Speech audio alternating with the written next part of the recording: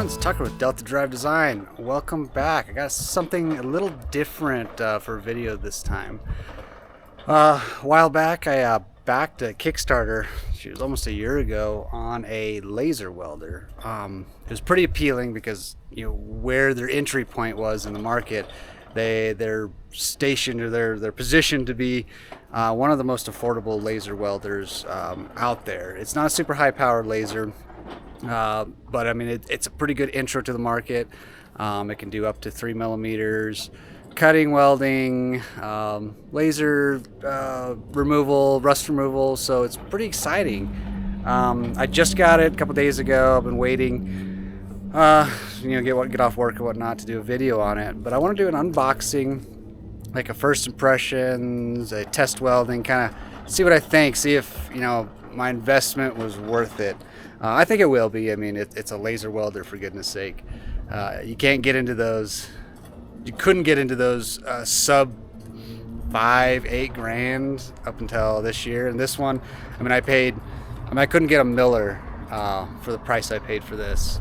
Like a Miller good, like a TIG welder. So it's pretty exciting to be able to get into one less than I would into a good high performance Miller. So let's go ahead and start unboxing this thing.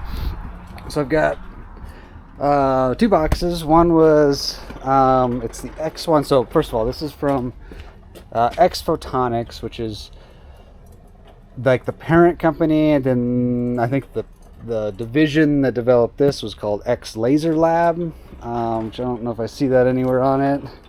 Oh, there it is, Xlaserlabs. So they've been around for a while, I think maybe like 10 years or so, doing big laser welders, like kilowatt lasers. This one's a 700 watt, so it's definitely on the smaller side, but again, you know, for what I want to do, you know, if I want to do thick stuff, I've got the plasma and the big laser, or big welders. So this one will be fine for everything I think I want to do, which is like the stainlesses and the aluminums. Like, I love TIG welding, but I just kind of wanted something a little faster, a little easier. That way it's not so daunting to have to like set up the TIG welder, get everything out, get everything cleaned. And I think this will do a little faster, but we'll see. And also the other thing I wanted this for, the main thing I wanted this for, is I've got some products that I need to cut spring steel with. And the only way I know how to cut spring steel, only 2 ways, is water jet. Well, only way to cut very small detail in spring steel is water jet and laser. So that's kind of the main driver for this, is I wanted to be able to cut spring steel. I need to do some like very small profiles, and you know, I can't do it with plasma. It'll heat treat it too much. And I think this is the ticket. So anyways, so this was the Pro. It was the higher end one, but I got the basic version, so because I didn't need like all the carts and all the extra accessories that came with the Pro, the deluxe version, whatever they called it. And then we got the wire feeder. So this is it's a laser welder with a wire feeder attachment. So I believe you can do just laser welding, like no filler material, just using the parent metal. Or you can also use a filler. So let's go ahead and get this thing open. Let's see if I can find a good place to stick you guys. Well, maybe I'll just do it one-handed. So, well, first of all, I guess let's do a walk around before I open it. A little damage on the box, because, you know, it's got the inspection sticker, so I want to make sure I cover everything. A little damage on the box, but it's not through the inner layer. It's only this outer one, so I'm fairly confident it's good. Nothing, handles aren't torn out or anything. Foam's good inside, so I think we're good. Corners aren't too beat up. Excuse me. Missing 1 corner, 2 corners, but again, it's pretty structurally sound. Bottom looks good. Alrighty, let's void our warranty with my unsharp knife. I need to sharpen it.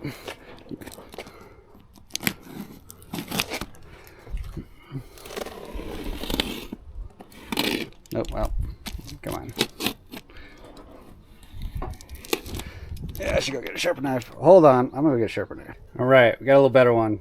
This is the Palmer by James something. Which is ironic, the name, if you know my names. Alrighty, it's my mail opener. Alrighty, so lid's off. Alright, we got inspection list and a packing list, it looks like. Might be some more documents in there. We'll get to that in a little bit.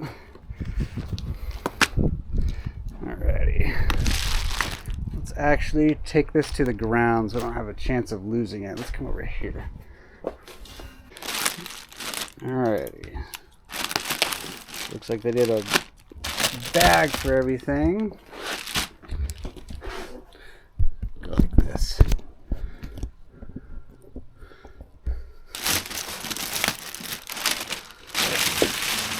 Alrighty, so what do we got first? We got the emergency stop. Okay.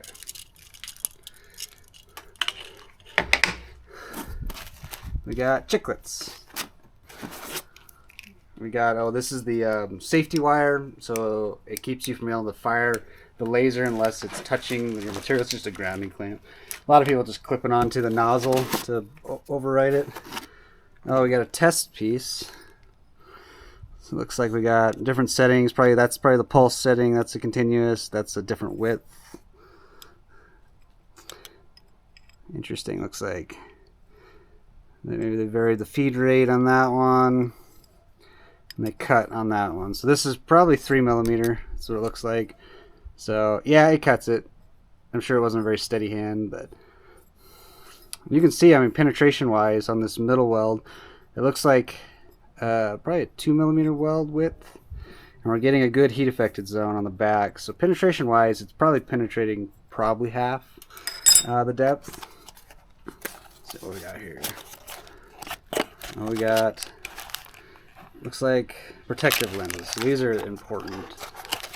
Hopefully I don't go through these too quick. I know that is one downfall of the lasers, is like apparently you can, I don't know, let me preface this. I don't know anything about laser welding. I know a lot about CO2 lasers and diode lasers. But apparently with a CO2 laser, or not a CO2, with a fiber laser, which is what a laser welder is, it's easy to get internal reflections that bounce back up and damage the light diode inside the welder. There's ways, they've got things in there to help prevent that, but it happens. So they have a protection diode or a protection lens in there to be a sacrificial lens in that case to protect the focusing lens to some degree, and contaminants and whatnot. That's my understanding, at least. But so here we got different tips, like corner tip, all that stuff. We'll explore this in a little bit. What we got here? We got this looks like a focusing laser. It doesn't say it, but based on, you got a diameter, thickness, and probably the focal length, 150mm. That's actually good to know, because no one seems to know what the focal length is on this. And 150 sounds about right. Ooh, then we got, was a little curious about this. I ordered another set of glasses. Something I also didn't know about laser welding is I just assumed you used a normal welding hood. But no, a normal welding hood won't stop the frequency or the wavelength of this laser, which is right at what, 1080 nanometers.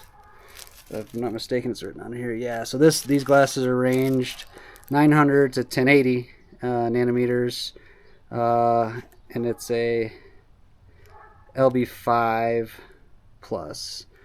I believe the ones I order are like an LB6. Yeah, it also says LB6. So gotta use these minimally, if not under your welding hood. So put those over here. All right. Oh, and last thing, we got our power. So it is using, dang it, I don't know if that'll reach, a dedicated, using the 20 amp circuit plug, which I believe, do I have one of these? I have to think. I don't remember if I have lots of 20 amp circuits, but they're not wired this way. So I may swap the plug out.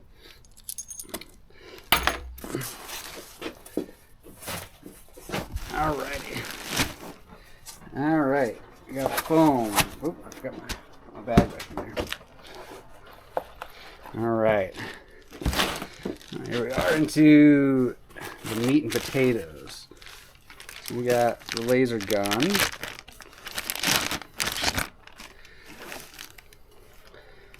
Put scotch tape over the lens, which is fine. That is one thing you have to be careful with, is protecting to keeping contaminants from just floating inside and landing on the protection lens, which is right here. That, I guess, works, but I'll probably 3D print a little cap for it. There's one guy on the Facebook group who recommends getting the caulk condoms, I think is what they call them. They're just little red rubber things. He rolls them over the tip. It's a good idea. I like the idea of just 3D printing a cap. And maybe I can make it so it clips on the top. You pop it off and stick it on or something. We'll see. And so here's the welding feeder. So when we get in the feeder, it has a little nozzle that pokes into here. This is the welding feeder nozzle. You can see because it's got a tiny little groove right here. So yeah, so there's a couple nozzles missing out of the box. One was this, and then the other was the focusing tube, which, if you look at it, this is focal length 100 is my guess. I'm going to read the FT 100, and then 10. I don't really know their scales.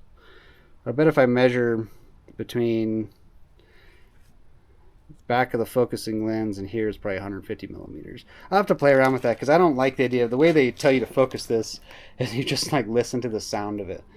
And I like that. I mean, that's fine for fine tuning, but gross tuning, like I want to be able to get it close. You know, this is, I guess, a good starting point. It's set at 0. Oh, I see, it is 0, the -5, -10, and then it's 0. I assume -5 right there. Which, yeah, it's 5 millimeters, so it's not really aligning with that 150 I saw either, but maybe the other 50 is right here, and this is 105 right here. All right, well, oh, it's connected. Okay. So far, I'm very pleased with the packaging on this. Oop. Well, that didn't come out the way it was supposed to. That's okay.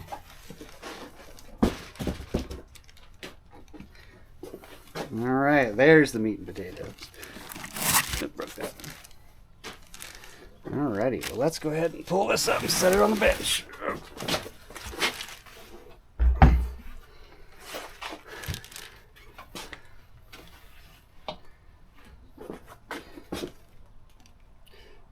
Alrighty, well, let's go ahead and, before we start getting into that, let's go ahead and open up the wire feeder too. Hold, please. Alright, here we got the wire feeder. There's no damage on this box, but I saw maybe a little dent right there, but that's fine.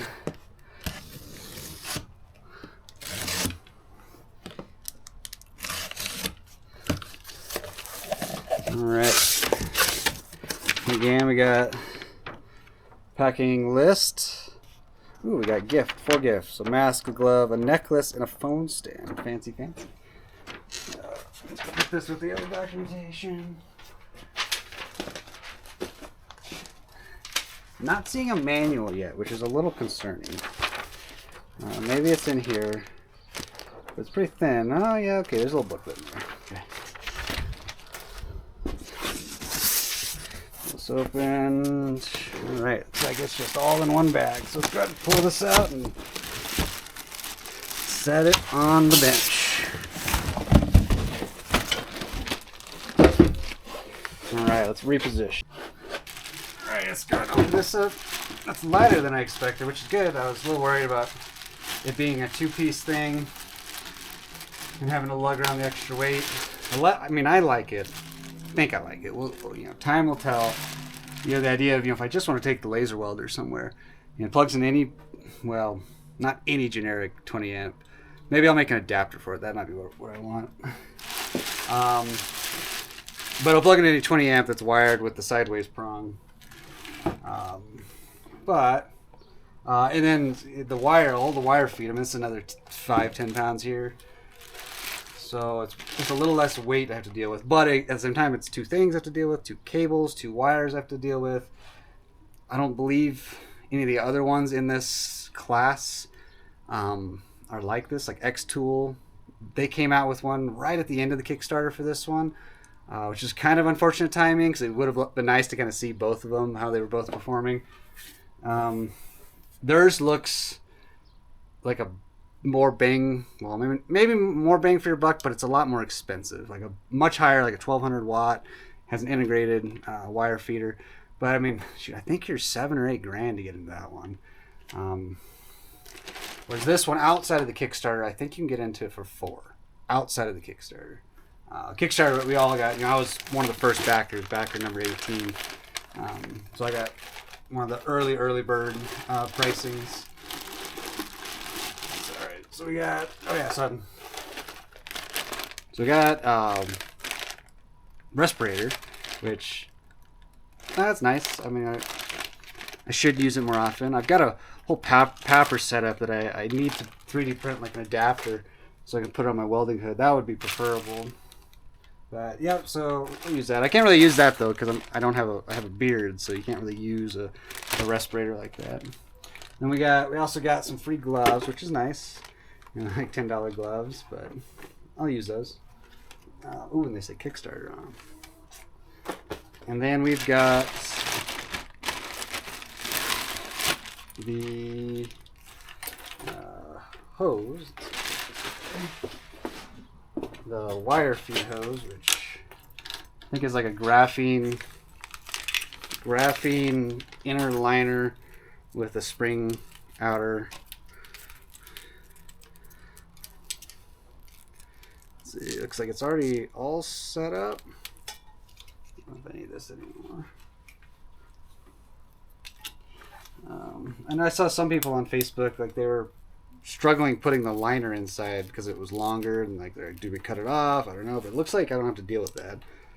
Looks like they put it together. I suspect they tested it with all the components, because when they did, they had to use, obviously they used a filler wire on this, so they probably used this. I don't know. But all right, so we got that. And then we got, so here's the downside. Now I got 2 cables that have to go between this and that. I got to deal with.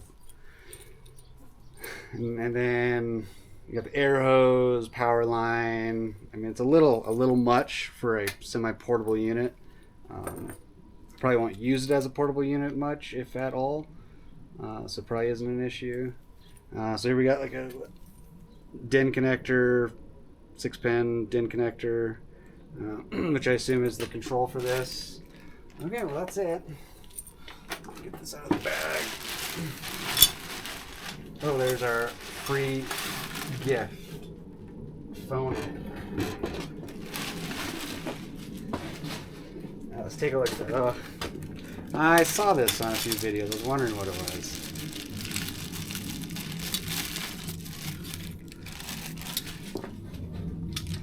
Some sort of like dog tag. You got orange. Oops.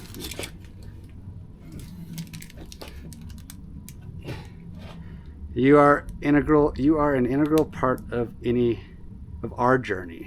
Kickstarter little tag. Oh, that's nice. Oh, interesting. This has got the number of backers, 1,500. 71 backers. They raised 4.7 million. Huh, pretty cool.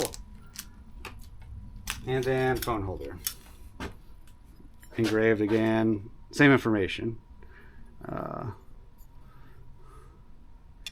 I think the idea is you're supposed to weld it. Is that what you're supposed to do? All right, well, I'm not gonna do that. I got other stuff I want to weld with it, but I guess it'd be fun practice for aluminum. I suspect that's why they gave it to you. Alrighty, well, let's take a look. Let's set this aside and take a look at the instructions before we start opening anything.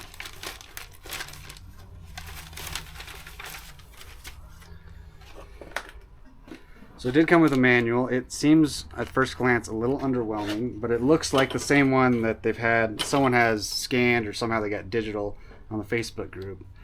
which I've looked through a little bit. Let's reposition you and kind of go through.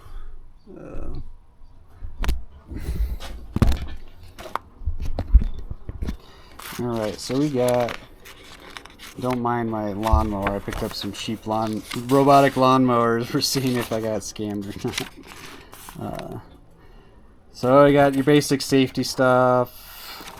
So you can take a look at contents. Yeah, safety, mechanism protection, blah, blah, all safety stuff. More safety stuff. Now we got installation, HMI, startup, and maintenance. So you know your basic laser safety, which we kind of talked about on the glasses, and you got to watch out. Unlike with a traditional welder, I mean, yeah, you got to worry about like slag, hot slag, and stuff, and sparks. But on this one, you got to worry about the laser beam reflecting off things or hitting things behind what you're welding or cutting on. Something you don't really have to consider. I mean, you still have to consider it insofar as like the sparks and whatnot on a traditional welding. So it's not that different, you know. Watch out where you're welding. Make sure where you're welding you're not going to start anything on fire, that kind of stuff, or damage anything under or around it from the spark. Same kind of idea. Except lasers can go a lot further, so you need to kind of have a plan for a backstop. Which essentially I think is all this is saying. Your typical electrical safety. Here's our packing list. So we got the laser, we got the head, we got the cable, safety clip, goggles. We got, yep, 2 focusing lenses. Looks like 5 protective lenses. We got the nozzles. Have not seen the key. So we'll need to go on a hunt. Oh, it's in the device. That's a little risky. Get that broken off, but it was well protected. Yeah, here it is. Key. So, oh, you can lock it on. I'm just going to do that. Well, yeah, I'll put this in the... we'll just leave it for now. Alright, and then we got the wire feeder, we got the wire feeder accessories, we got the sample, inspection report. I've not seen the COC, certificate of conformity, but it might be right there. And the emergency stuff, which it's all kind of the same stuff. I didn't see anything that was missing when I opened everything. Here we got specs. This one's a 700 watt. I said it's one of the smaller, it's definitely an entry-level laser, and you pay an entry-level price, but it's, again, an entry-level laser, and for many people, you know, for me, that's perfect. That's exactly what I need. I don't need a kilowatt laser plus. It'd be nice, but I don't want to pay for a kilowatt laser, so maybe someday in the future, but we'll see how this one works out. Basic stuff, your power input, so it is, okay, that is good. So I do have this plug, and it's wired as a 240. Oh shoot! I'll have to do some investigation. So this is a 125 plug, and like I said, I do have a 20 amp 240 plug for a heater, VFDs, my 2-post lift. They all run off that. So I'll have to see, like, I should be able to use this on it. I may have to get a different plug, one that is wired for this style of actually 240 rated, not a 125 rated. But we'll get into that. So, and actually I did know that was 240. I don't know what I was thinking, but I was just surprised when I saw that plug. I wasn't expecting. I was expecting more of like a dryer style plug or a twist lock or something. Alright, cooling. It's all air cooled, so that is a good thing. And part of it being a 700 watt, you start getting into kilowatts plus, you need water cooled. So it needs gas, nitrogen, argon, or in some cases I can use super dry compressed air. And it even says that here. 6 liters per minute, which is pretty low. Pressure 0.2 megapascals, which I'm not sure the conversion on that, but I want to say that's somewhere in like the 8 bar or around 120 psi. Which there has been some internal discussions or external discussions on the Facebook group about what that actually means. I'll probably limit it to like 60 psi. I don't want to damage anything. That's traditional for like a plasma cutter. Outer diameter of trachea, 6 millimeters. That's funny. I assume they mean the line size for the gas is a 1/4 inch or 6 millimeter. And here we got our capabilities. So stainless is 3, aluminum is 2, stainless cutting is 3, and they don't have a spec for aluminum cutting, but I assume it's around 2. And then our cleaning width is 8, which I really want to challenge that, you know, because it's just like a galvo in the laser head that's moving the laser back and forth up to 8 millimeters. But 8 millimeters at what focal length? Like, I feel like, you know, at 2 feet it's going to be 16 millimeters or whatever. So I want to challenge that. Again, I don't know anything about these, so we're going to play with that. Alrighty, here's some basic information on swing frequency, swinging width. I don't know anything about any of that. We'll get to that in the HMI. So preparations for use. Just kind of an overview of the back connectors. Got power switch, power cable, feeder cable, gas inlet, DB25, which I believe is where the emergency stop plugs in. Which some people have been kind enough to explore this, and they found, I think it's pin 2 and 3 are, hold me on that, or wait on that, I'll confirm. I think it's 2 and 3 or 3 and 4. You jumper those and they'll remotely actuate the start stop button, which will be good when I go to put this on the CNC. And then we also have RS-232 connector, which, oh yeah, that's just a communication protocol, which again, someone has done a lot of work and explored like all the commands on this serial port. I probably don't want to play with that because I don't care about talking to it. I just want to be able to turn it on and off with the CNC. And yeah, here's the details on the serial port. There's an Ethernet port somewhere. Oh, I think the Ethernet is internal for the actual laser gun, but I'm not sure. All right, so we got wire feeder basics. It's got two buttons, a wire feed, a wire retract, and a power button. So here we go, power connection. Must be connected to single phase AC, 110 to 220 using the supplied plug. And 125 volt, 20 amp for 125 volts, and 250 volt at 16 amp for the 250. Okay. Even though that plug is only rated for 125 volts, that is interesting. We'll have to look into that. I think it'll be fine. I don't know. I think it's the same plug, but it might be different. It might be reversed on the pins. But we'll look at that in just a second. Yeah, don't plug it into power strips. Yeah, right. Because you need a direct connection for 20 amps at 120 or 16 amps at 250 or 250, 240.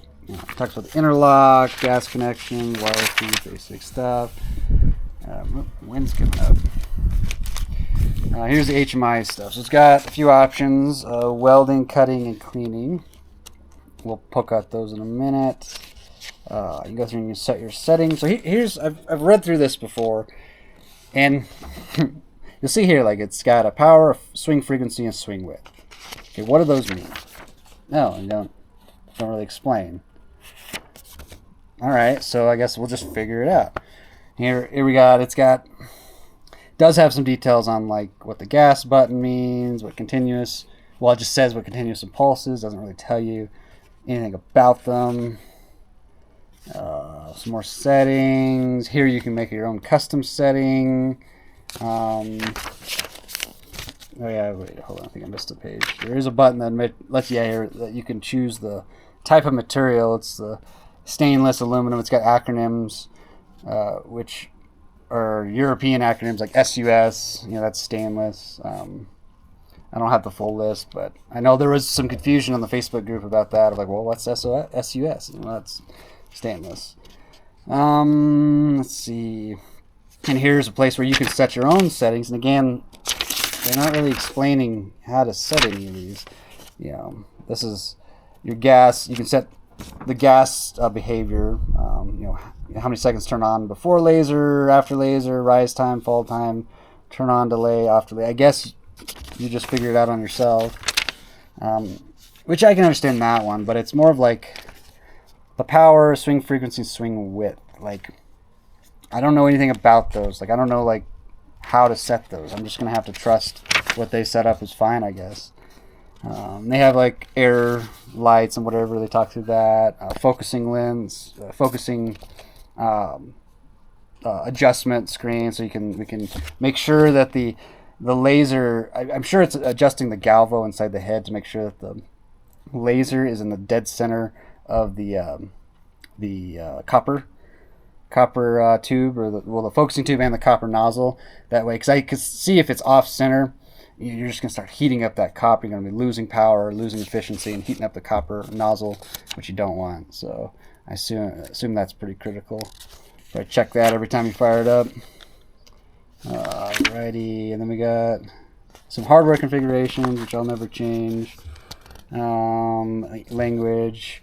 Here again, we're back to same thing, cutting screen. We got power, frequency, duty cycle. Power and duty cycle are understandable, but frequency, like, I guess we're just going to have to play with it. You know, especially if when we get on the CNC, just kind of run through some iterations of the frequency, find which one cuts best. And then cleaning, same thing, power, frequency, duty cycle, and width. I don't know how to set the frequency, and so maybe, hey, if anyone knows, put in the comment or send me to some resources. That would be awesome. Alarm handling, air pressure issues, these are all like diagnostic stuff. All right, here we go. Start up.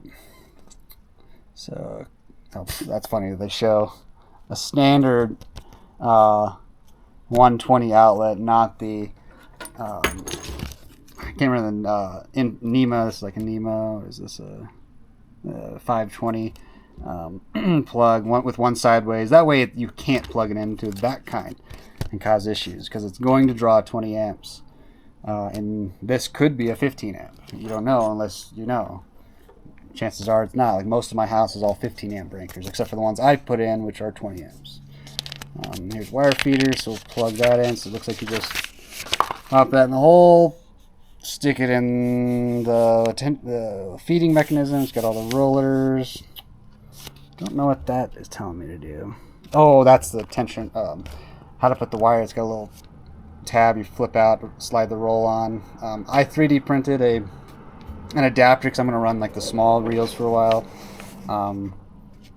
Because again, I don't know what process I want to dedicate this to, so I'm not going to buy a 10-pound roll right now. But yeah, someone on Facebook made the design. It's pretty good. I like it. So we'll just use it rather than reinventing the wheel. And yeah, it's like your basic wire feeder from there. Hook up the things. Alright, it's gas. Hook up the gas.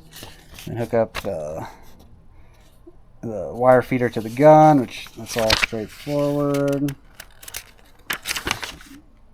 Adjust the red light. Yeah, it's all pretty straightforward from here. And we're about out. Yeah, here's maintenance, how to change the lenses, which I don't want to get into that anytime soon, hopefully. Because I tell you to use a clean bench or clean hood, which is, I don't have that. I do at work, but I'm not taking this to work to do that. And then, yeah, some basics around how the laser works. So that's the manual. So first impressions on the manual, I mean, it's all right. I mean, it's pretty good. I've definitely seen worse. But I don't like the fact that, this is a brand new technology to me and most of the people who bought this. So it'd be nice to have a little more explanation on the parameters, how to set the parameters, how to optimize the parameters. If I'm dealing with like titanium or some weird alloy or something, it's just not behaving right. Like, how do I optimize those settings? I mean, I can just start playing with it, change your frequency, change your power, but like, I really would like to know like what that frequency does. Like, if it's too low, it gives this kind of behavior. If it's too high, it gives this kind of behavior. Just so, like, as I run into issues, I could better optimize it, better tweak it, rather than just guessing. Because chances are I won't ever change it. I'll probably just change power, duty cycle, that kind of stuff. And maybe that's what they want. So, let's go ahead and get this set up. So we got, oh cool, it's got a little access door. You guys can see that. Let's bring you down here.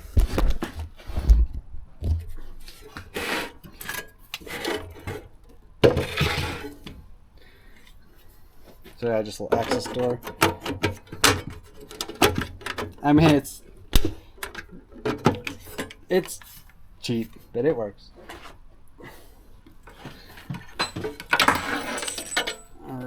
So I'm gonna look at this end. I'm gonna open this up. Okay, I see. So it's got a little Phillips screw here.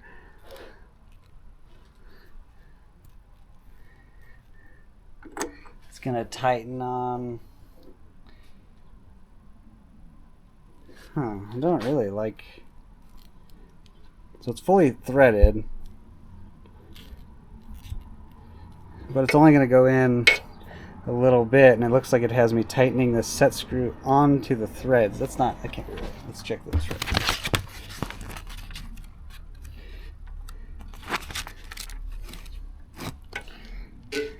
now. Oh yeah, it shows the screwdriver. Huh. Don't really like that, but alright, well, let's go get a screwdriver and see what it looks like.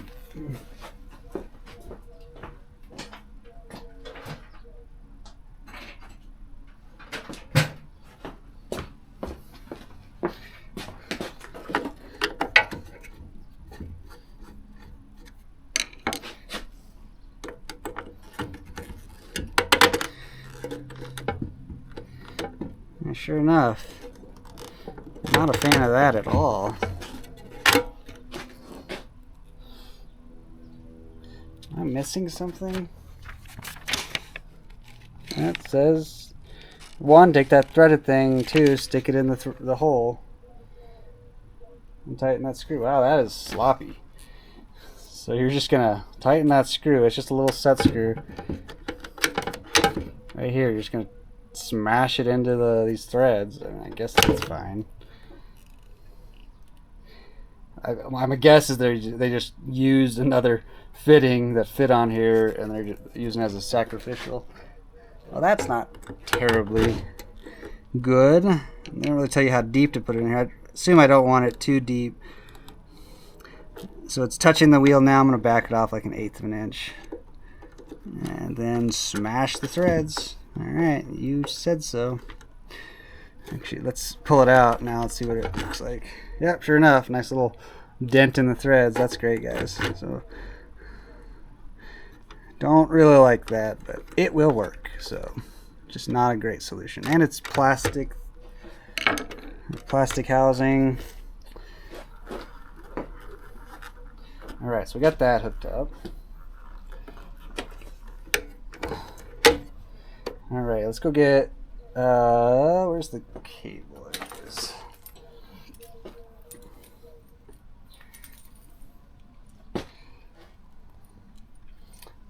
Where is the connection for the cable?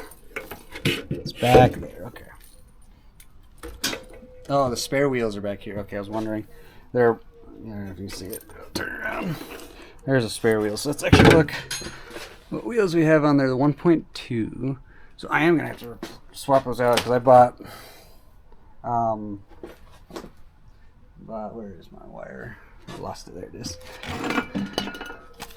I bought 0.30 wire, which I don't know. Like these rolls I was looking at, like they're metric. Never dealt with metric. Well, never dealt with metric wire, welding wire. So like I'm not familiar. All I'm familiar with is like 030, 035, 025. So 030 I think corresponds to 0.8 millimeter. Oh, it does say that right there, 0.8, which is the smallest size they have. So they, one size down on this, they don't even have a roller for it, which I don't really like because I don't want to run. They have like a 1.2 millimeter. That's going to be like 0.4 or bigger, 0.04 or bigger wire, which I never run. Like this thing can't melt enough wire fast enough to deal with those bigger wires. I mean, I guess if you run your feed down a lot, but like in my mind, if I'm running, like I just don't see a need. Well, and we'll see when we get playing with it. But I don't see a need for running big fat wire on something that could only do a 3 millimeter penetration. So like, I feel like they're just using the rollers from their big kilowatt lasers, which this thing could never accomplish the level of penetration and mass flow rate that that those bigger lasers are going to do.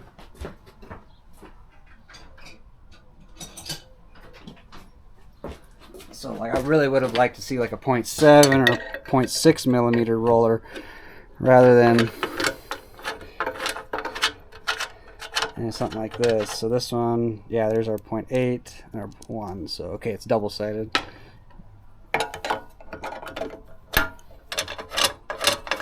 so again, I mean, yeah, I think this wire feeder is meant for their bigger units. Yeah, okay, so we got those two. Let's go ahead and pop these off.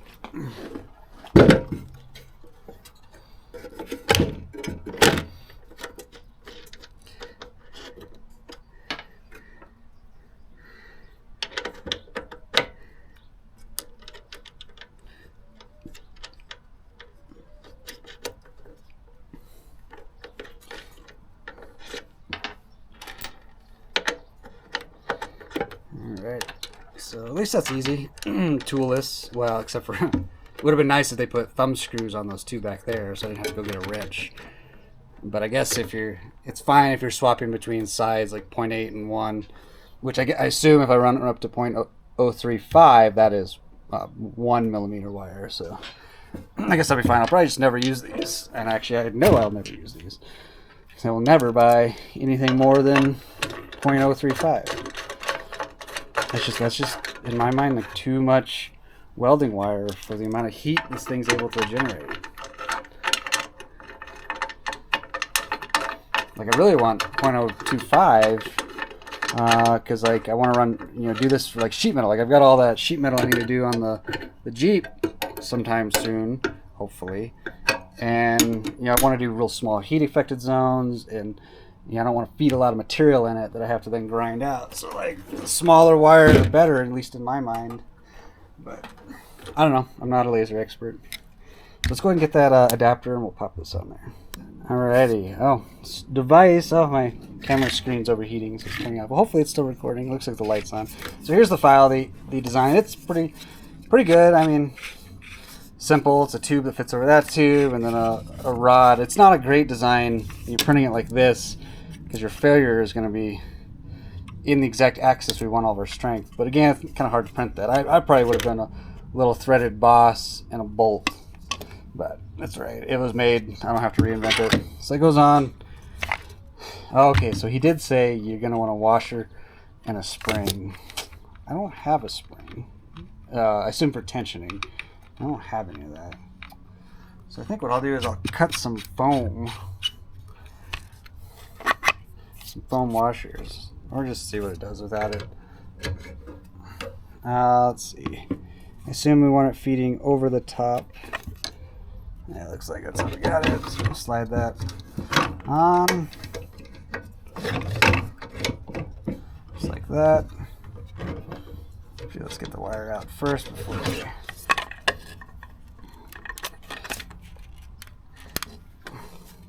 pliers.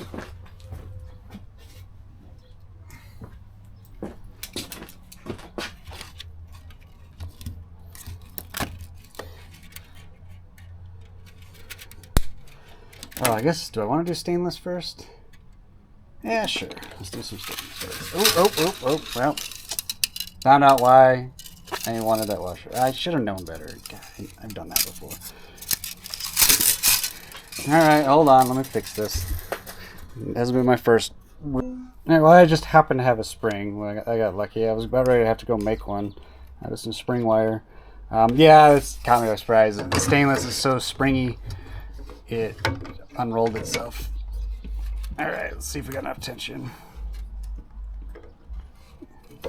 No, I would say that is not enough tension. Alright, let's throw another washer in there. Alright, hold on. Alrighty. I think we got enough tension now.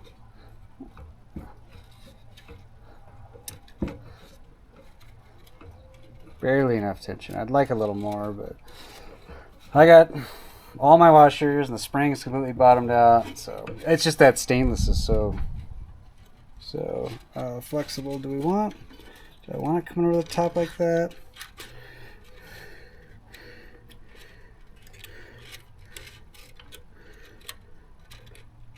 I think that's what it shows in the manual.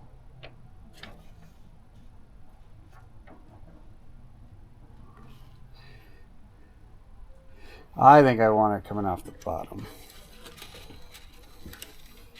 Although the top would be fine because it'll get a little resistance. Yeah, we'll go with it. So we got that one's in. Let's feed it a little bit more. Okay, we got a good feed on that one. Second, I do like the double roller. That'll be pretty nice. Alrighty, and then last thing. Let's go ahead and get this. Nope, that's the power cable. Old please.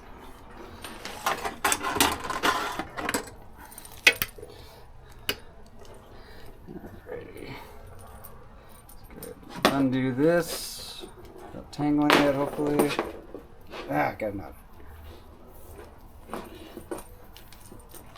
It's raining and the motorcycle's outside. I don't think it's gonna rain a lot. It needs a bath anyways. So, alright, so I'm gonna bring this in here. That is not the right side. Okay, so it's got two sides. The cheap looking side goes to the cheap looking end, which is this side. Which is just your standard DEN 6 connector.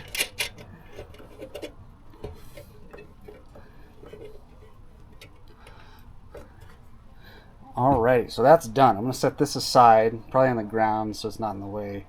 And then we're going to get the laser turned around and work on that. Alright, we got the laser turned around, so let's go ahead and start wiring up all the goodies. Yeah, it's a good amount of rain. Alright, so we got the E-stop. Go ahead and plug that in. It's got tiny little screws. So it'd be nice if they gave us thumb screws on those. Because, in all honesty, if it's not a thumb screw, I'm not plugging it in. We're not going to screw it in. And I may just jumper this, because, well, I don't know. We'll see how. I don't really know, like, when you would use an E-stop. Like, is there a scenario where releasing the button wouldn't stop it? Like, it's a little concerning. Like, why you would need an E-stop on something that is just a pull of a trigger. But regardless, so we're going to put that aside. It's magnetic, so you can stick it to whatever you're working on. Now we got a grounding cable. Oh, I forgot. Let's put that back on.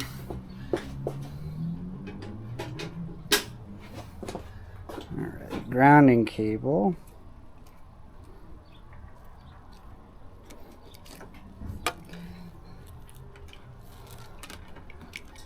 Oh, and that actually goes in the front. So we're going to put this over here. There's all sorts of wires to get tangled. That's great, I guess. Alright, power cable. I don't think that's long enough to reach the plug, so we may have to put this on the ground somewhere. So, AC 220. I'm glad they were super consistent with their 250, 220. But it's okay. Other manufacturers do the same. Plug this so I get a good seat on that. Don't want that to be loose. Okay. Actually, we're gonna do this. All these things to pull loose. So we also got this one.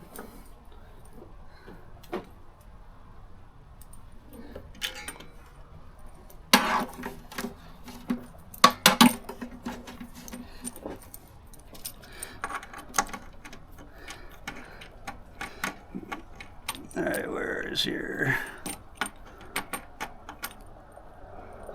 There it is. It's way over there. Okay.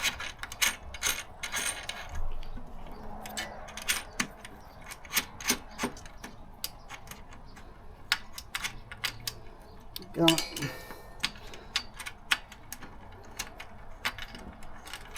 Start. You can't get that. Started. There we go.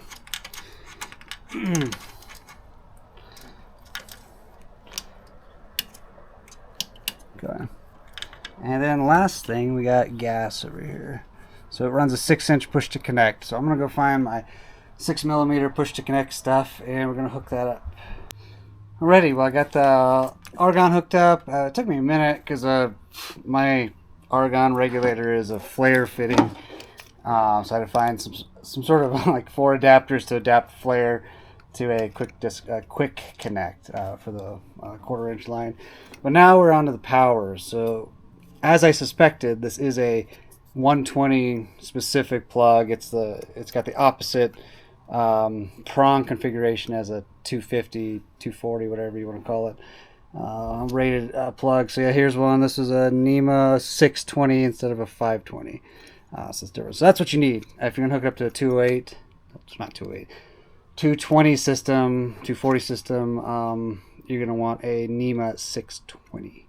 So we're going to go ahead and swap this out. We'll keep this one I'll get a box or bag or something for all this stuff, and I'll keep that in there. That way, if I need to swap out, and I'll probably make a pigtail adapter.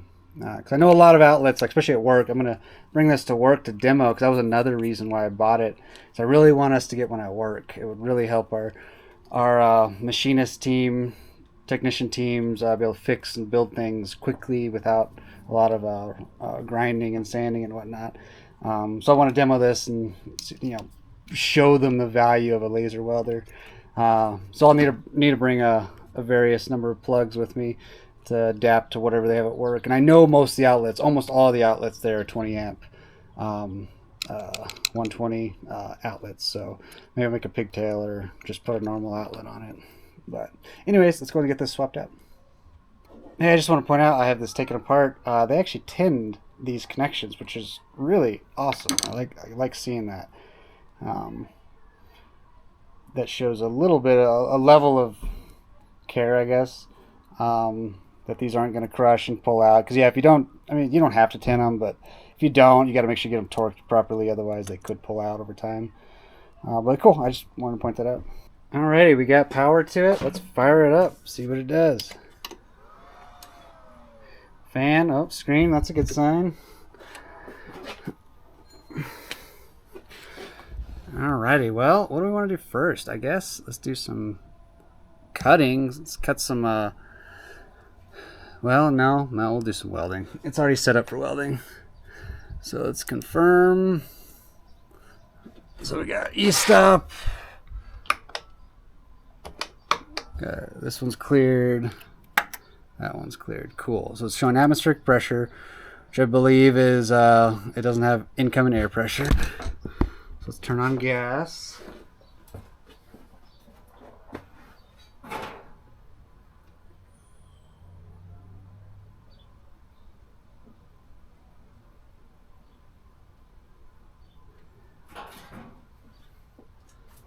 Gas is turned on.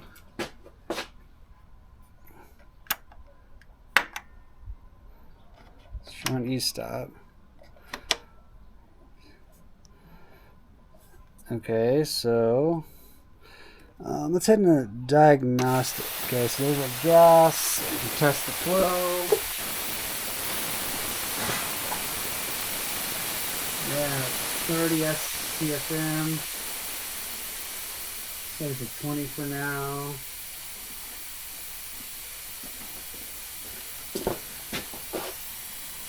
Okay, let's actually do a conversion real quick. Pause. Okay, got it converted. SCFH, sorry, not SCFM. So we're looking about 12.7 to 13. SCHF 8, sorry, cubic feet per hour. So let's turn the gas on again. And we're set around 20. Let's set it to 15.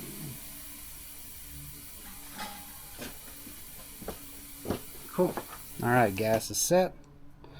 All right, what next? I guess let's get into. We want to do stainless. Yeah, I think I got some. Let's go dig through the trash pile and find some stainless. The stainless, probably 1 millimeter. Yeah, it looks good. Wire configuration. We want continuous. Okay. Alrighty, let's go ahead and get this fed and hooked up to the gun. Actually, let's hook it up to the gun first. You don't need to watch that. Just some wires. Be right back. Alright, we got the wire feeder set up. Yeah, so sorry, just a matter of a couple nuts, not wires that had to be hooked up.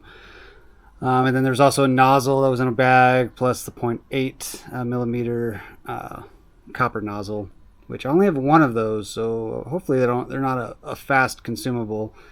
Yeah, I'm gonna need to order some spares of at least a few of the nozzles, a few of these nozzles. So anyway, so let's go ahead and feed the wire. Okay, we're feeding.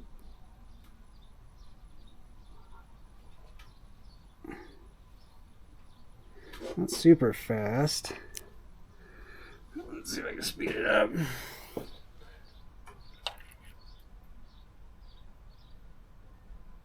Wow, that is super slow. I'm gonna cheat. I'm gonna just push it through. Hold please. Here's the first issue I've run into. So I was trying to feed it in. I got it pushed by hand up into somewhere in here, and it was stopping. So I was like, well, I'll just have it feed it. And I pushed the feed, and it just like I could see this like kind of distorting, and then the wire popped out of the feeder. So now all that wire is trash. So something clearly in here is stopping it, so I might need to take this apart again, get the wire through it, and figure out where it was stopping, and maybe I have this nozzle spaced too much, or it's not aligned. But anyways, the wire did not feed, and now it ruined itself. So let's go ahead and pull this out, take this apart, figure out what's going on. Alright, I found the problem. It was this nozzle. It doesn't have a very strong, you probably can't see it, but it's not a deep taper. So it doesn't guide the wire in. So it literally was right at the end and just bottoming out in this nozzle. So take the nozzle off first, feed your wire, and then slide this on. So let's get this put back together.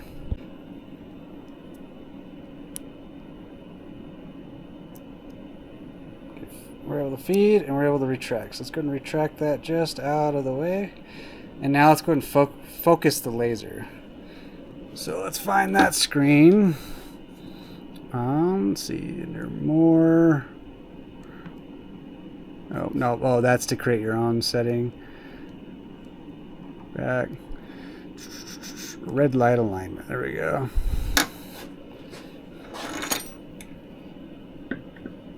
So I believe in order to do this, you need to set your swinging width to 0.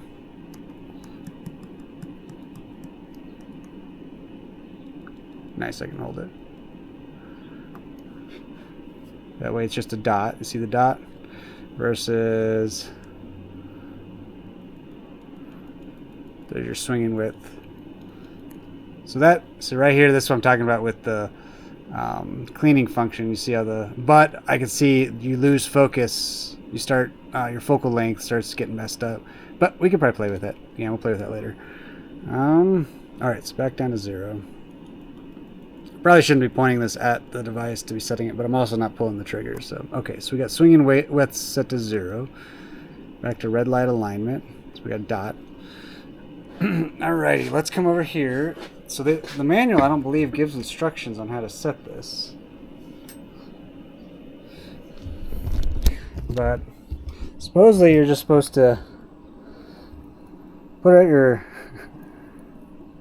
at your welding angle, and then make sure your red dot is centered, which I'm going to call that pretty good. You know, I think putting a piece of clear tape over it is probably the best way. Let's try something.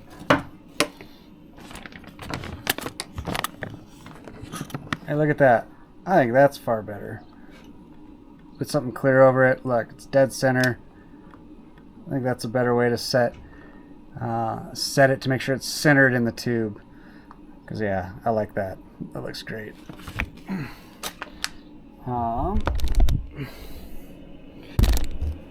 Alrighty, so now we got that centered. I think we're ready to start welding. So let's go ahead and set this back to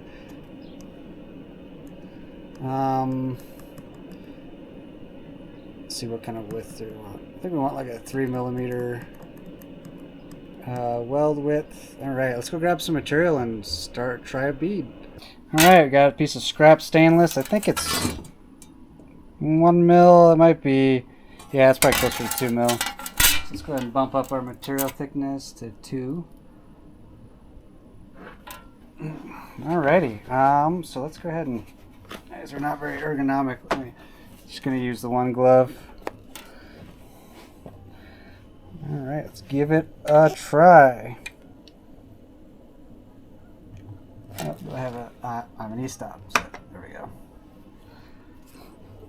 Okay. Nothing. I have this on. I'm going to try clipping it on here.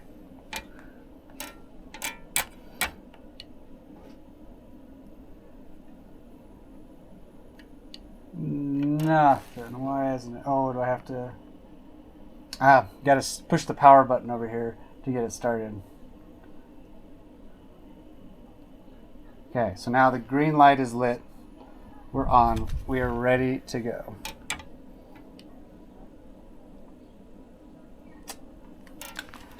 God, maybe not. Hit reset. All the e-stops are reset. We're on. We're on. We're welding. We got connection positive. Why aren't we welding?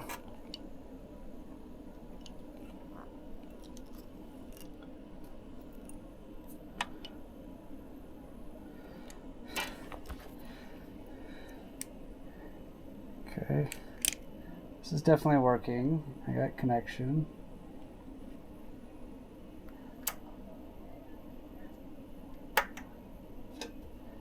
Why aren't we welding? Alright, hold on, let me go mess with it. Okay, I may have found it. So in the manual, so I was given this laser source alarm. It says check whether the set process parameter power is too low, resulting in the detection of light error alarm, such as 10% duty cycle, such as power 10%, duty cycle 10%. So in this screen, there's this. So let's go back. This is the. It's the laser alarm. None of these were all green, but this was set at 10%. I'm not seeing a description of what this means, but I'm assuming that's what this alarm means. So we're gonna go with that. Let's go back to our alarm monitoring system. We're still getting that alarm, so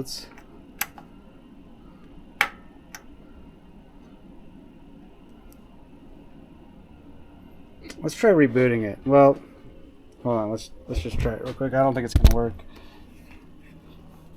Yeah, because I'm still getting this S alarm. Yeah, no bueno. So let's reboot. This does say that restarting the device and adjusting the process parameters. Turn that off. Okay, let it sit for a second.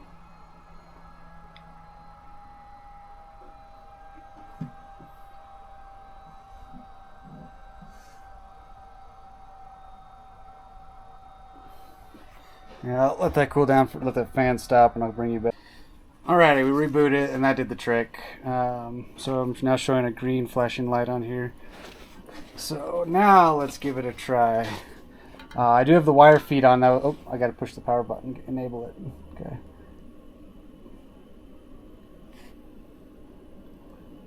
Alright, we are green for go.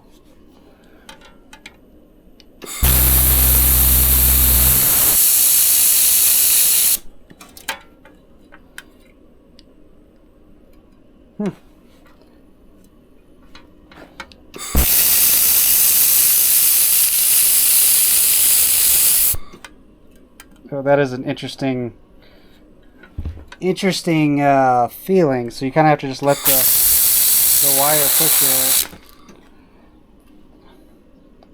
Huh. I think my retract settings need to be more.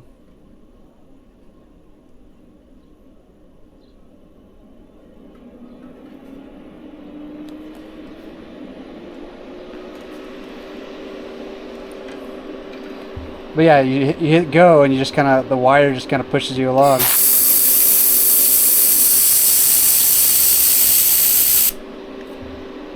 Getting atmospheric pressure. So I wonder if I have my flow rate set too low. Let's watch it while I feed.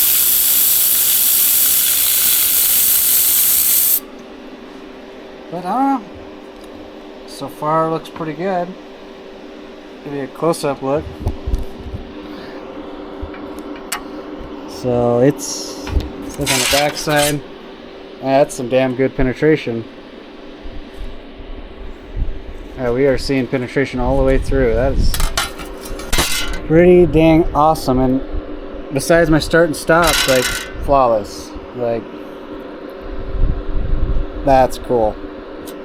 Pretty heavy deflection though. Well, there's already a weld there, but it looks like, well, actually I don't know. It might just be that old weld. I think it did have some heat deflection. I think it bowed downwards. But pretty cool. Well, maybe we should, let's do a couple more beats.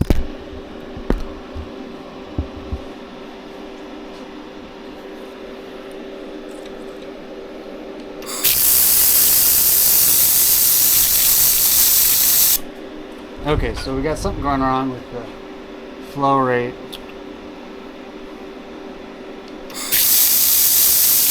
I'm watching it as it goes, and it's not changing. Yeah, I'm not seeing any change in the flow rate.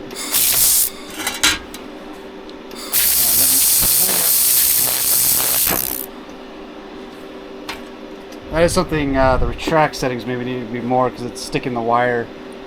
Wow, look at that. Don't do that.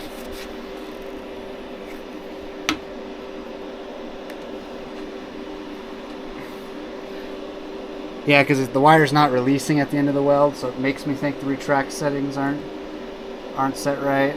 But we can play with that later. But I don't like this atmosphere thing, which means it's dropping too low of pressure. That is a fixed pressure regulator. Maybe let me up the flow rate just a little bit since turn the wire, the gas on. Up until like 20 CFH.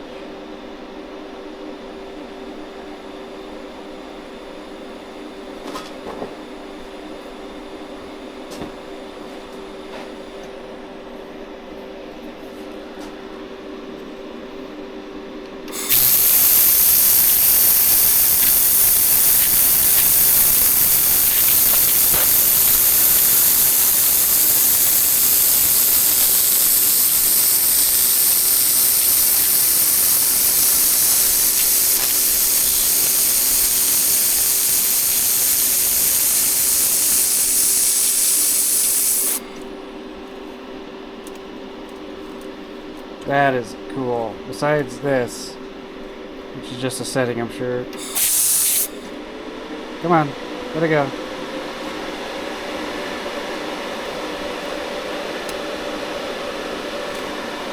It's not like a MIG gun where you just pull the trigger and can let your wire loose.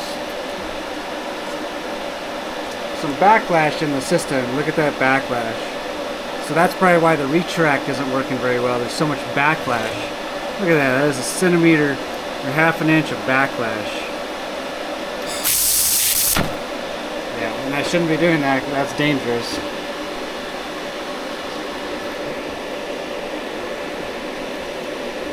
But look at that weld. I mean, it's just flawless. Fully penetrated. Except for, it looks like I ran into some contamination right there. Like that is, oh wow, look, it's fully, wow. Wow, so that means, look at that. That laser is fully penetrating the material. And then the welding is refilling it. Like that. So I got the depth set to a deep. Wow, that is scary and amazing. That is super cool. Yeah, so it's like cleaning that. Well, let's change gears. That's fucking awesome. Pardon my French. That's freaking awesome. Let's not melt the hose. Put this over here. All right, let's take this back. Let's do some cutting. Let me find some stuff to cut on. Hold, please. Alright, we did a little research on these nozzles. The manual doesn't give really any description on what each nozzle is for. But they do have a video that kind of talks about it. But as far as I can tell, this is the cutting nozzle. It looks like it has a replaceable small portion of it as a consumable, so that's good. And then we got, well, and the problem is like all these different nozzles are for different size wires. So there's really only like 3 different kinds. There's the cutting one, there's just your standard welding one, there's a outside corner welding one without wire. I guess this other one is just a standard either flat welding, fillet welding, or a T-welding, inside corner welding with wire. It doesn't look like there's any just standard welding without wire. There's only a corner welding without wire. And then there's a corner welding with wire. But then like all these different ones, like, you know, they got, let's see if I find one like this one, BS16. I mean, the wire guide on it's huge. Like, when would you ever use wire that big on a welder this size? Like, again, it's like they spun up this product and just used all of their big welder stuff on it without developing like a smaller set of tooling for it. Kind of sloppy in my mind. I don't really like that, because like I don't need half of these. Like, I can only use the cutting, the one cut. Yeah, really I can only use 3 of these. One outside corner without wire, one outside corner with wire, and one just regular welding with wire, which is this one that came on it. So I don't know. Maybe I need to do a little more research on it, but seems a little sloppy in my mind. But maybe it doesn't matter. But anyway, so we got the cutting nozzle on here. We got it set up for cutting. 100% power. I don't think I need 100% power, because I'm only doing 1 mil. So let's go ahead and run this down to like 40% power, because we're only doing like 1/4 of the cutting. We'll do 50%, because this is probably, I don't know what this is, but it's probably like 1.5 mil. Frequency, again, I don't know what that means. Duty cycle, I'm going to keep that as 100%. So let's go ahead and, it's green for cutting. Get set up. Place this glove on.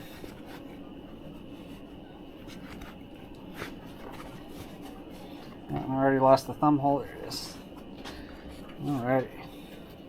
We got a guide on. It's meant to always be angle cutting. They say in the manual never to straight cut, which will be interesting when we do the CNC. That's a future problem. So, alright, let's give it a try.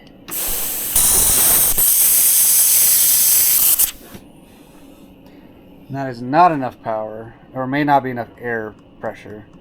It could be it. So let's run it up to 75% power. Okay, let's try that.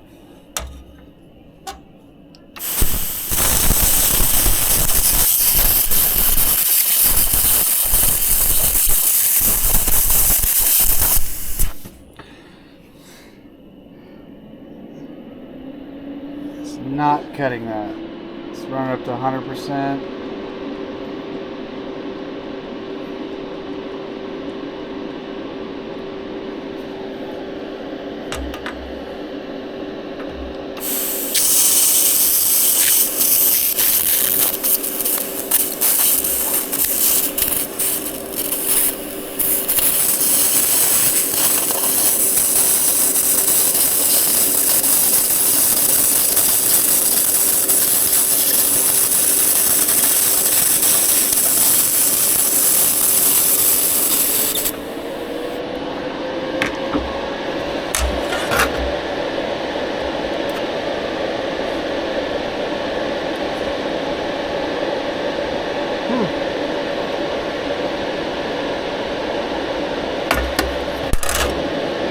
Do not cut through that.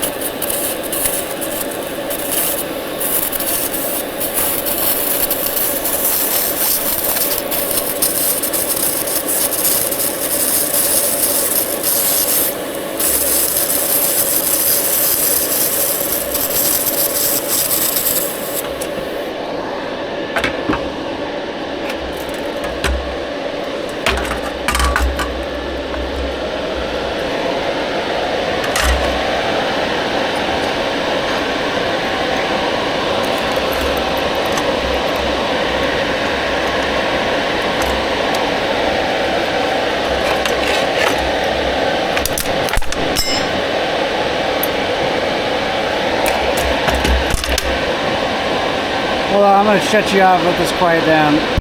Alright, so I went ahead and rigged up a regulator on compressed air, hooked up to one of those Harbor Freight desiccant air dryers. Hoping to get super dry, oil-free, filtered air before I go to the laser. So I got it set at right at 50 psi or 3.5 bar. So we're going to try cutting that again. I think we're going to reduce the power again back to 50%. 50, or yeah, let's do 50. Start with 50, see what it does. See if the increased air supply will help. So green light, go.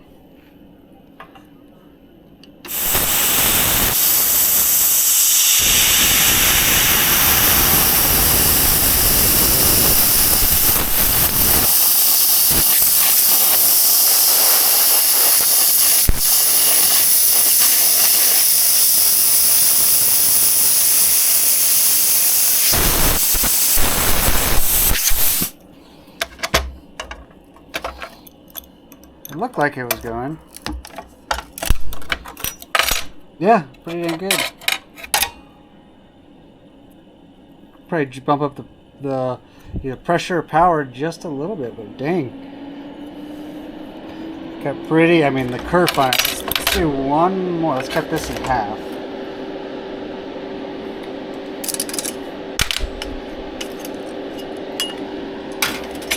Let's cut this in half.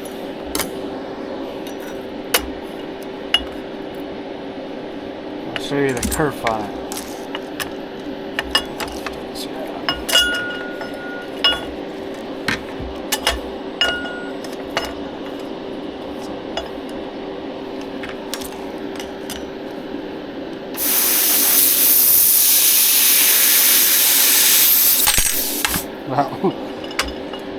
Well, let's do this.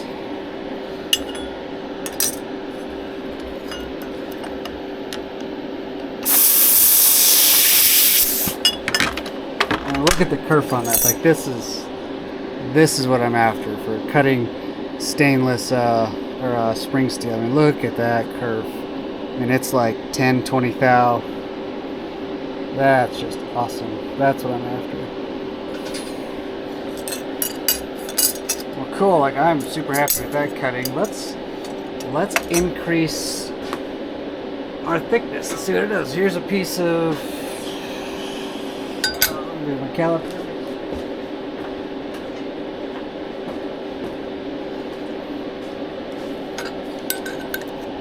So that's 1.25 inches, or sorry, 1/8 inch. So that's 3.34 millimeters, or sorry, you must not have zeroed, or 0.13. So yeah, that's 1/8 inch.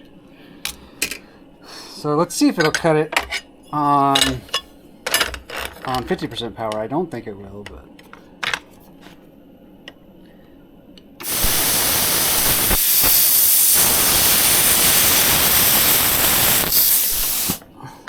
I believe that's no. Yep.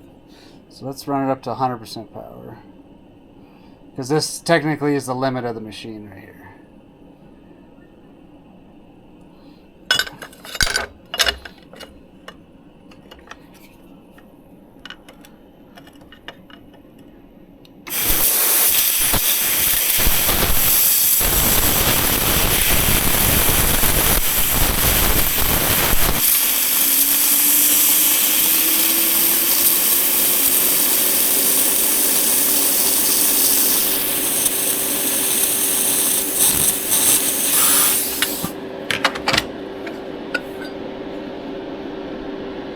Looks like it went through.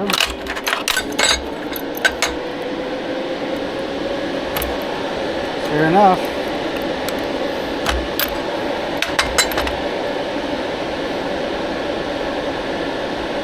Sure enough. It's a little hot. That's probably where it was anyways.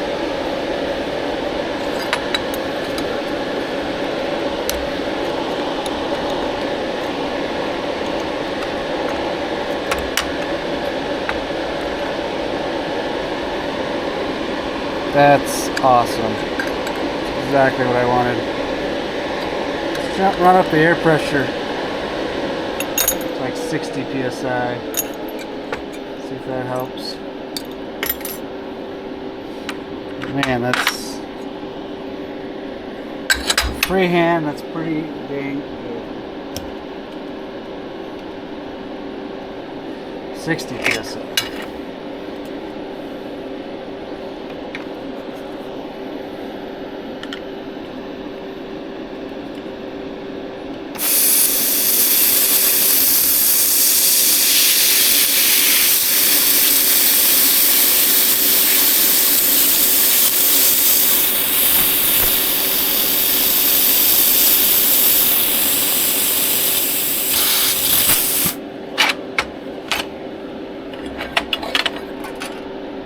Oh, looks like I missed a spot.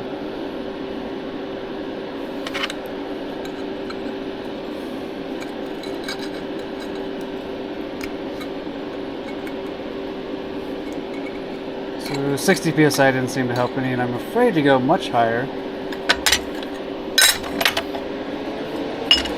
get that missing spot.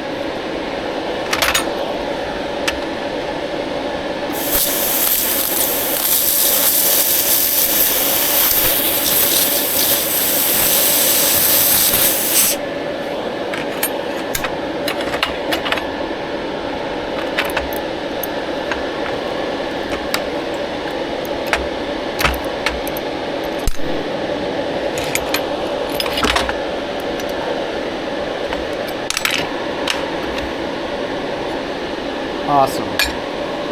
Well, then let this calm down. Alright, it's now quieted down. We swapped over to... Oh, huh.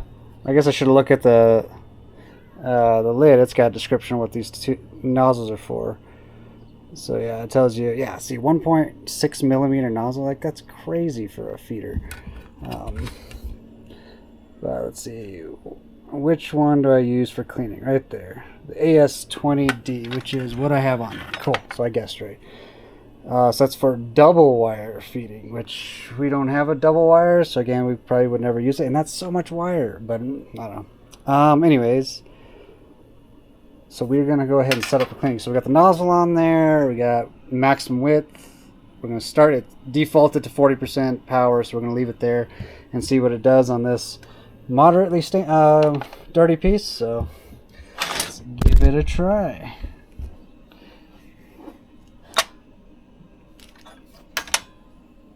So it looks like its width is that way.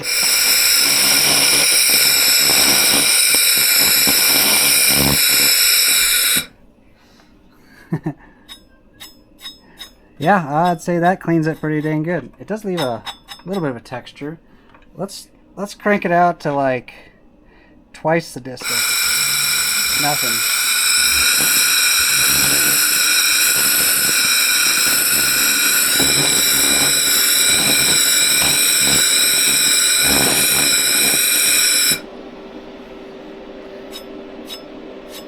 So yeah, so it does lose focus, you know. I mean, you can see that in the red laser, so it wants to be there. And it was working okay here. I mean, I could crank the power up to 100% and see what it does at like twice the focal length. See what it does. So we are now at 100% power. We're going to try it at, you know, twice the width. So we're at like 16 millimeters now.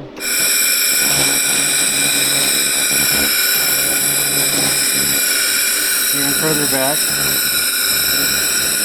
Yeah, now we're talking. Seconds. Absolute seconds. Let's see what it does on stainless. Let's see if we can clean up some of this.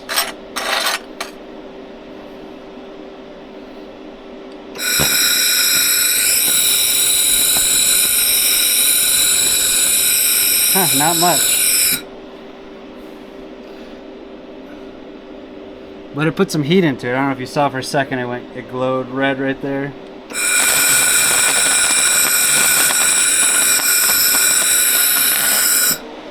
Which that could be an interesting trick to, fans ramping up again. Interesting trick to fix distortion in metal is just put some heat onto it with the laser. I may try. I mean, look how much it bowed. Wow, put some heat into that. Oh, cool. Well, let's try to take some paint off. Let me grab something with paint on it. All right, we got a Willys wheel here, which we're going to end up cleaning up later to powder coat. But let's see what it does on this paint. So again, I'm at 100% power. I'm going to start back here at the like double the width.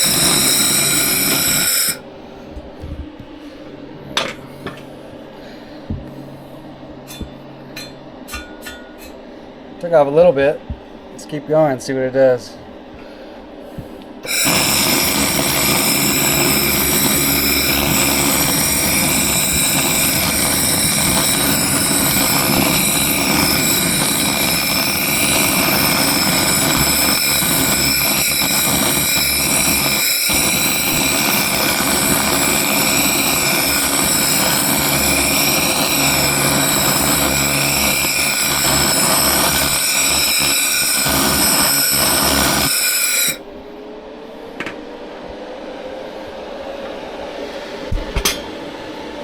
Pretty darn good.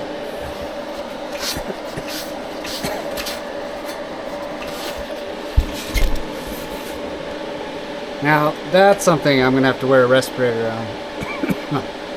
Yeah, that ain't good for you.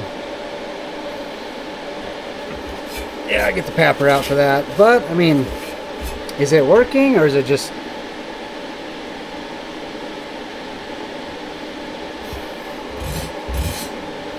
go a little more in that one spot?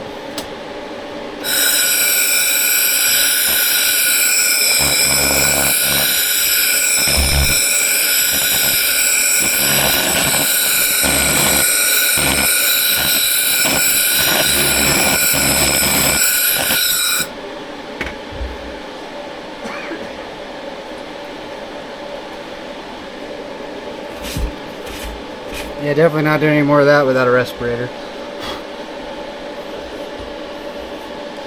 I mean, it's cleaning it up pretty darn good. Enough where you can do a light coat with a sandblaster, or light hit it with a sandblaster. That'll take any of the rest off. Well, shoot, that's awesome. Heck yeah, yeah. Put my papper on, just go to town on these. And this is thick paint too, so. Well, cool. Thumbs up for that. Alright, let me let this quiet down. Okay, we're reset up for welding. These turns out to be 1.5 inch or 1.5 millimeter strips. So I'm gonna go ahead and tack these. Theoretically, I've never tacked before. I'm gonna do a fillet or a T-weld. And we'll see how it does. Safety glasses on.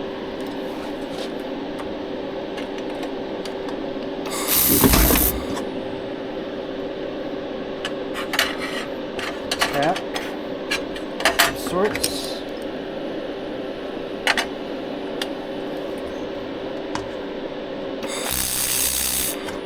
Tack of sorts. Alright.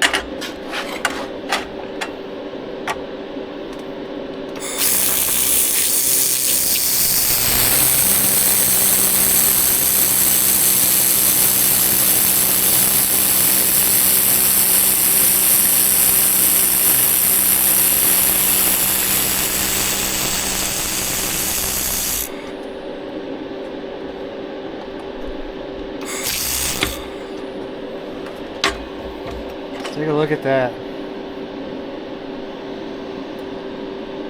Not great. I must have my settings wrong. I have too much power. So that one looks like it started bonding and it burned through. Let me change it to 1 millimeter.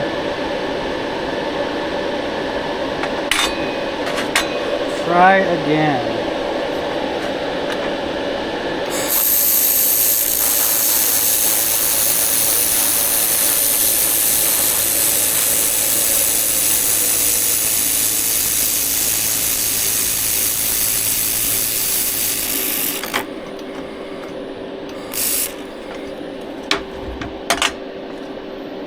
Now there we go.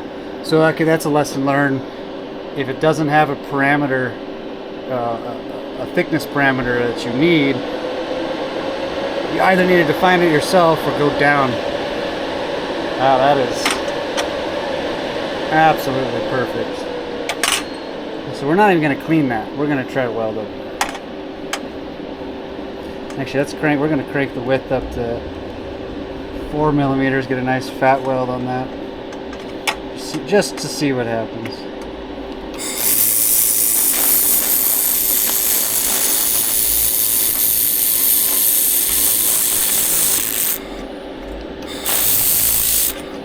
Didn't like that. I think the struggling with the texture is bouncing on it. So let's go back to 3.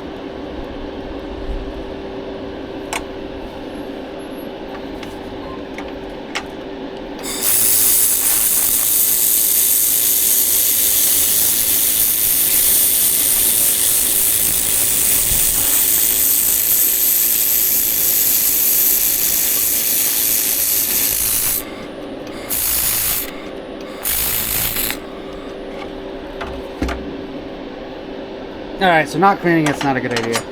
Like any welding. Because it was struggling with the bumps. Like there was a lot of splatter from some other welding or possibly from the blow through. That's really loud, sorry about that. Come over here. Yeah, because on that first weld, I had too much power and it was blowing through, leaving spatter on the other side. So on the other side, it was bouncing on the splatter and losing continuity, I guess. Maybe not continuity, but wasn't a stable laser beam. But like, still, I mean, that's not bad for what it is. But I mean, that's perfect, amazing. It could probably put a little more heat into it, just judging by the color of the weld. But I mean, we are now. I'd say that's almost perfect. It's that golden like hay, like straw color, which is a really good color. As you can see, there are some spots where it hesitated and it started getting a little more purple and blues. But yeah, I mean, a little more heat, just a little more heat. But man, that is perfect. Like you couldn't ask for a better weld, and that would clean up if you're doing a sanitary application. Which, you know, I'm gonna bring this to work to kind of demo them because they really need one at work. Like we do a lot of sanitary stuff, high purity stuff, and man, like the cleanup on that, I mean, there's no cleanup. Like you hit it with like some sandpaper just to clean it up and you're done. Like it's awesome. Like that's what we need at work. But this one's mine, they can't have it. But anyways, yeah, so what else can we try? We could try let's try an outside corner weld. Let me get set up for that, get them tacked, and then I'll bring you on board. Okay, so we're set up for outside corner welding. Get that tacked up, got the CS12 bit on it. Alright, let's give it a try. Oh, gotta hit the go button. I'm making a habit of turning it off before I handle the nozzles so I don't have an accident.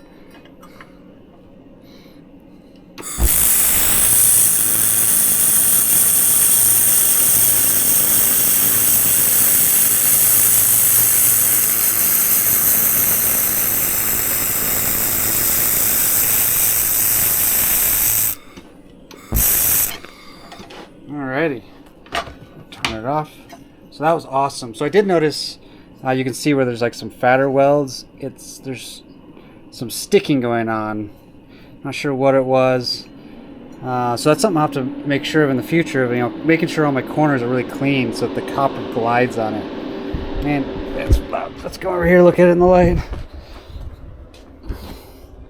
I mean, that's just awesome. Yeah, you can definitely see it struggled right around there. I must have caught on some slag or something, but it's not welded over, so I can't see it.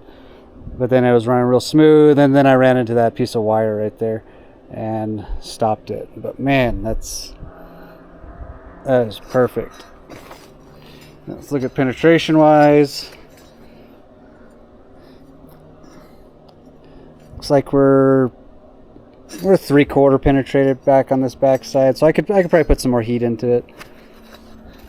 But man, That's going to be awesome. That's going to make one fantastic gas tank for this thing. I'm going to make a gas tank that fits up in here. It's like a 60-gallon diesel tank. And I got a bunch of scrap stainless that I'm going to use, so that's going to be awesome. It's actually the same stuff, 1.5 mil.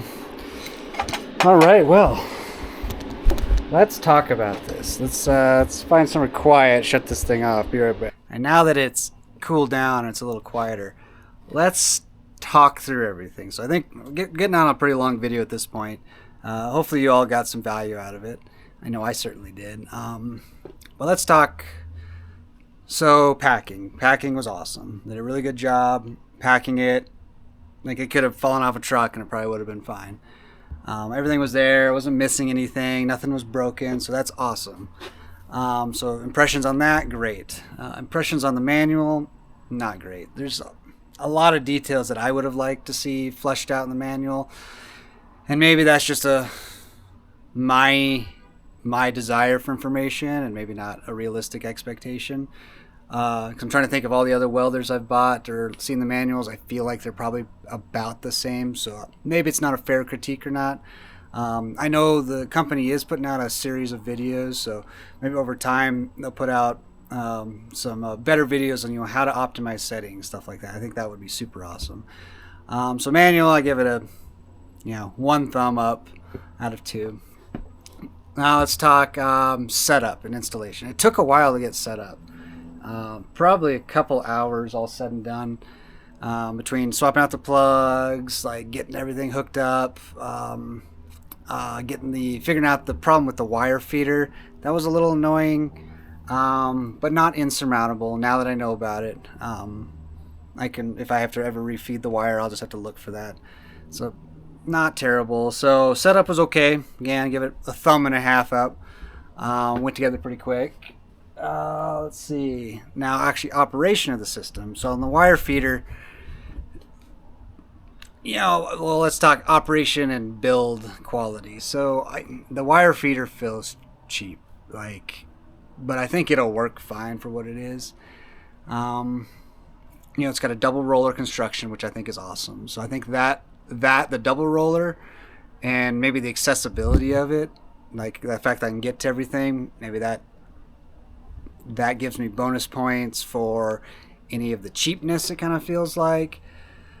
But on the flip side, contamination of the wire is a concern of mine. Having it open like that, getting dust and stuff, like, that's a problem. It's just like a 3D printer. Like, you don't want like particulate falling on the wire or oxidizing or whatever, getting it wet, chemicals on it, grease, oil.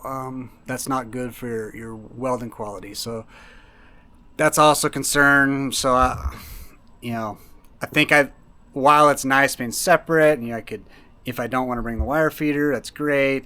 But then, there's the issues with the contamination and having it open like that. So I don't know. I don't really like that. I think if I were to do it again, if there was another one in the price point with a combined wire feeder, I'd probably go for that one. Just because it's more compact. I don't have to deal with these extra wires and hoses and stuff. So it's something I'm probably going to end up hating more and more as I use it. It's just dealing with this extra thing with extra wires and exposed wire, welding wire and stuff. So I don't know. I give that one a thumbs down for the wire feeder. The actual welder itself, fit and finish is awesome. Like, it's really compact, really small, well put together, light. No, it's loud, but that's to be expected of a air-cooled system. So I give that, the construction and usability of that, 2 thumbs up. Like, the screen's really easy to navigate. Everything's pretty intuitive so far.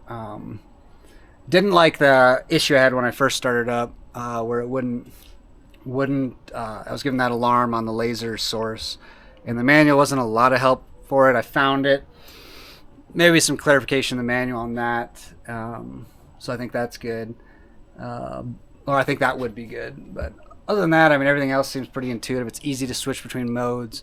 It's easy for the most part for the system to tell you what's wrong. Like, it's got notifications on e-stop, interlocks. So to me, it's pretty intuitive to use without the manual.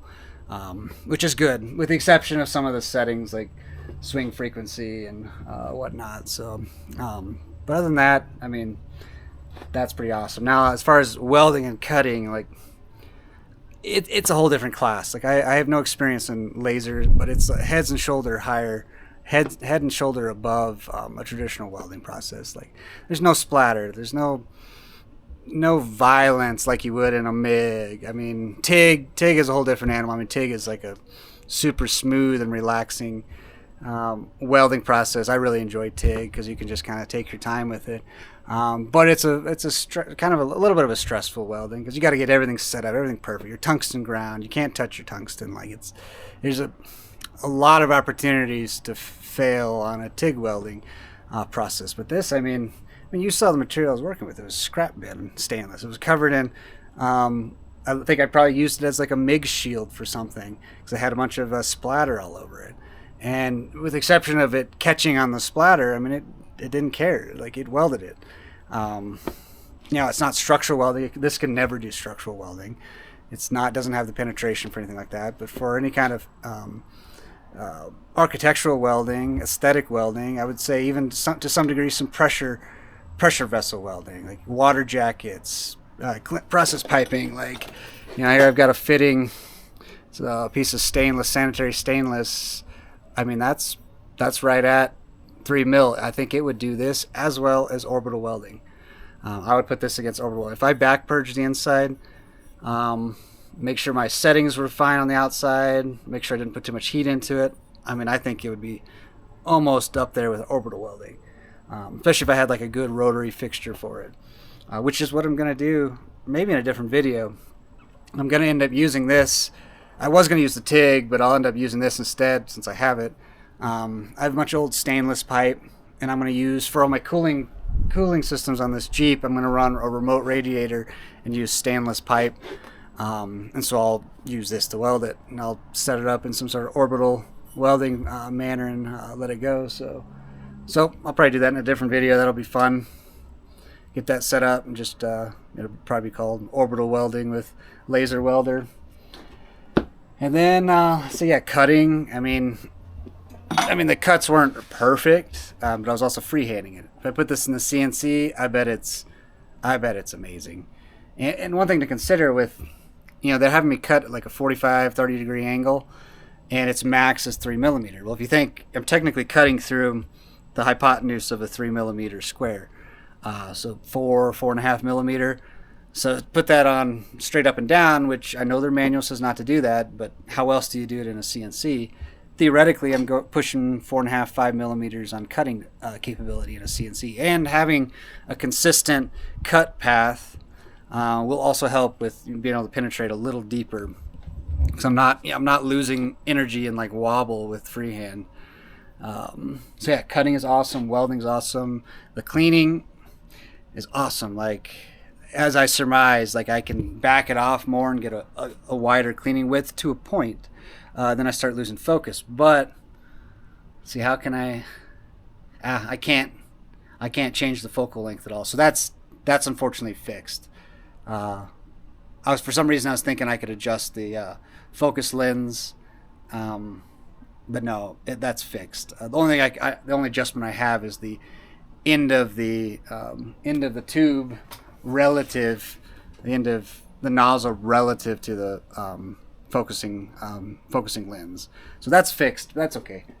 I think what I was able to do, for 10-20 seconds, able to knock out in like 3 inches by 3 inches of that tire. I could clean that whole thing in 10 minutes with appropriate ventilation, PAPR or respirator or something. But that's awesome. Like, this technology is awesome. Now, down to the final recommendation. Would I recommend this to anyone, or I guess different classes of recommendation? Would I recommend this to someone in my level who's got, small home shop, small home business? Absolutely, because of the price point and the capability at that price point. I think your capabilities per dollar are up there. Now, would I recommend this to any kind of business who's using it in a critical function. Absolutely not. And the reason why is, you know, this company, they're newish, at least with this product line. I question their ability to support the system as they wear out and they have issues. There's a lot of parts in there that go wrong. There's no one in this country who can really service it, so now you're beholden to this Chinese company with a fairly small distribution arm. This was Kickstarter. It was a pretty frustrating delivery process. It kind of bothered me. You know, I was one of the first backers, and I was somewhere in the middle as far as delivery. I mean, at the end of the day, I got it. It's not a big deal. You know, far faster than most Kickstarters. Like, from the finish of the Kickstarter, the time I got it was 5 months probably ish, which is awesome for Kickstarter. So I can't really complain about that. But just like the logistics, their communication was really poor, and that it kind of gives me a bad taste in my mouth. So I don't think I would necessarily recommend this to a business or even my place of work, because of that issue. Because of getting spare parts, like, you know, if I order one now, like, when do I get it? Like, they have on their website, they have, you know, order now, free shipping. It's like, yeah, but you haven't even fulfilled the existing Kickstarter orders. Like, when, if I got work to buy one, when would they get it? Like, I don't like that game. So there's other companies out there like Xtool. They're a far more established company, especially in this country. You can get them. It's a 1200 watt for, like, what I say, $8,000. So it's twice the money for only, like, what, 70% more power. What, 30, 50. So 500 more watts. So yeah, so maybe 80% more power. So twice the money for 80% more power. But it's an all integrated unit. The wire feeder's built in. You have that support of a company that has established roots in this country. They've been running around all over the country demoing their system, so, like, they have a much higher presence in this country. So I would recommend that one over this one for someone who's using it for, like, a critical business function. If you're just using it you just want to play around, yeah, I get this one. This is a great intro into the laser technology. Like, it's like buying a small mill CNC versus a big CNC. Like, everyone says, you know, buy as big as you can afford, which you should in this case. But if all you can afford is this, then it'll be fine. And that's all I can afford is this. It'd be great to get the Xtool, but maybe someday, maybe I'll sell this at some point and upgrade to that. But I think, I mean, for what I need it for, it's going to do everything I want. So I think 2 thumbs up for any kind of small business, home shop, who doesn't need it as a critical business function. I think it'll be perfect. So I know this is probably one of my longest videos. So, you know, if you made it this far, thanks for sticking with me. If you fast forward to this point, thanks for sticking with me. Anyways, I think that's about it. So if there's any questions, throw them in the comments. I'm not great with the comments, but I'll try to respond. Otherwise, thanks for watching. I'll see you next time. Take it easy.